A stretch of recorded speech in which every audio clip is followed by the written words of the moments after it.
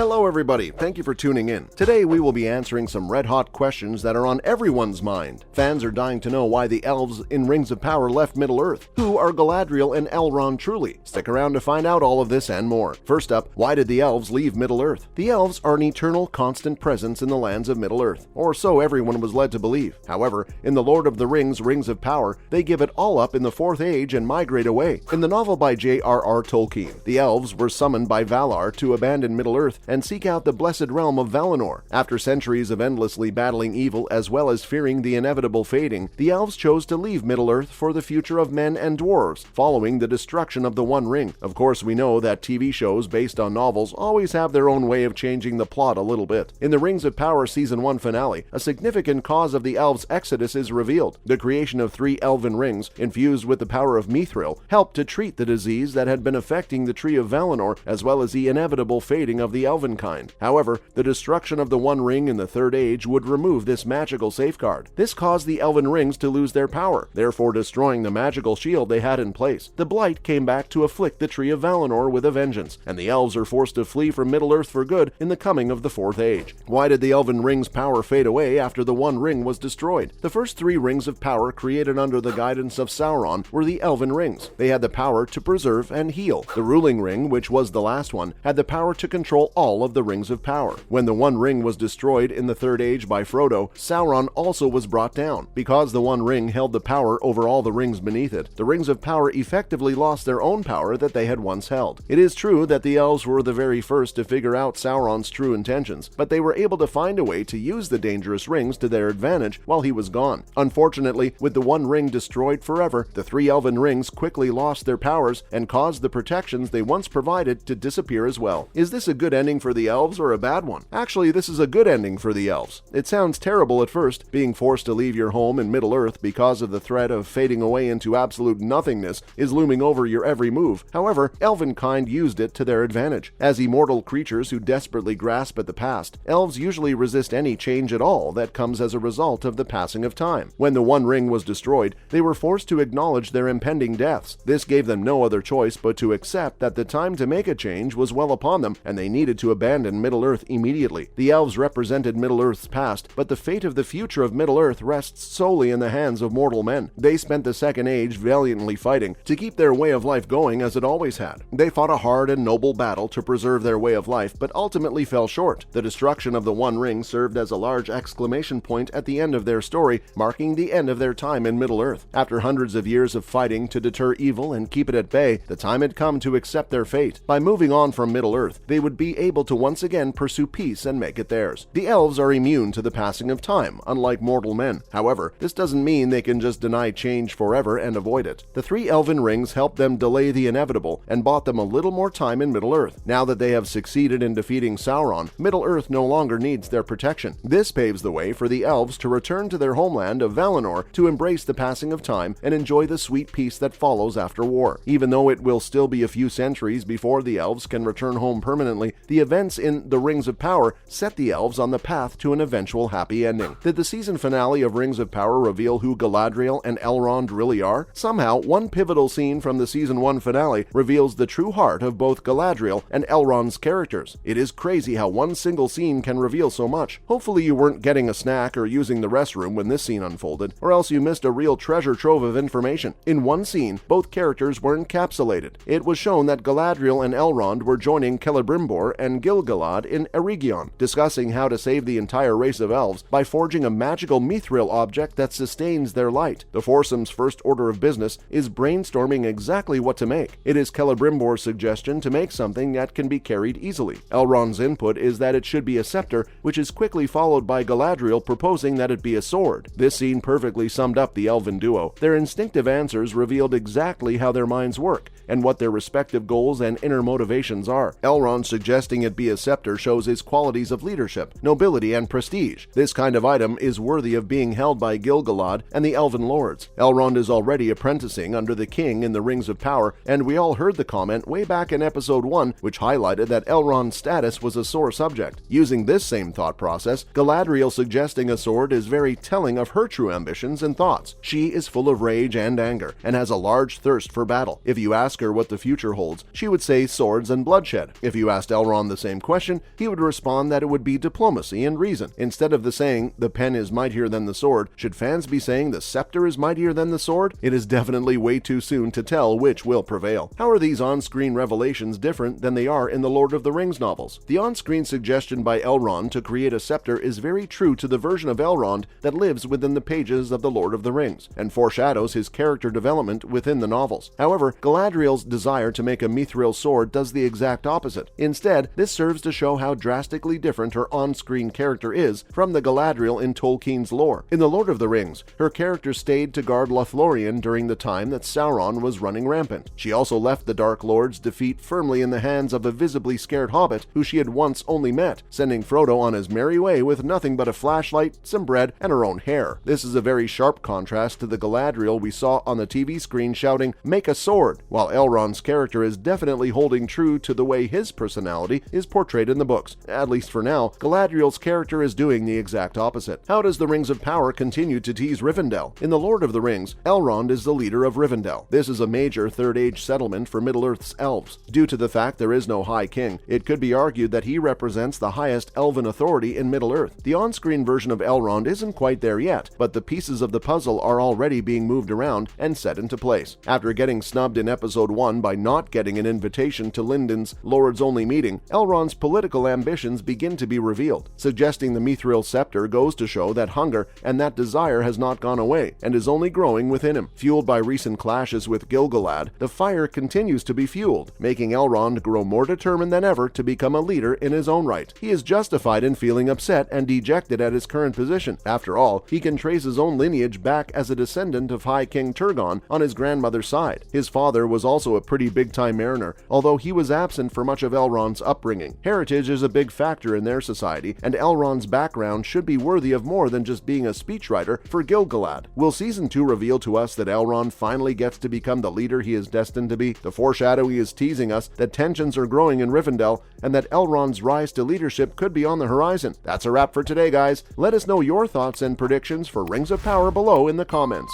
See you next time.